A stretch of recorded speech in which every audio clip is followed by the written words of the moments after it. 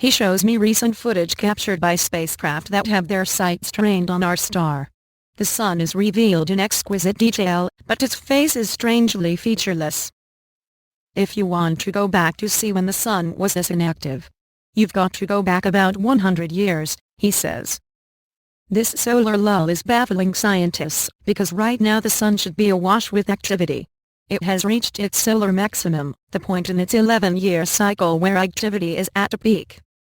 This giant ball of plasma should be peppered with sunspots, exploding with flares and spewing out huge clouds of charged particles into space in the form of coronal mass ejections. But apart from the odd event, like some recent solar flares, it has been very quiet. And this damned squib of a maximum follows a solar minimum, the period when the sun's activity troughs, that was longer and lower than scientists expected. It's completely taken me and many other solar scientists by surprise, says Dr. Lucy Green, from University College London's Mullard Space Science Laboratory.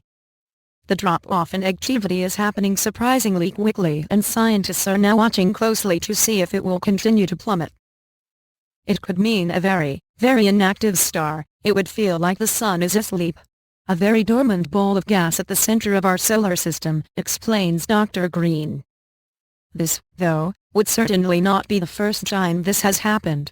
During the latter half of the 17th century, the sun went through an extremely quiet phase, a period called the Maunder Minimum.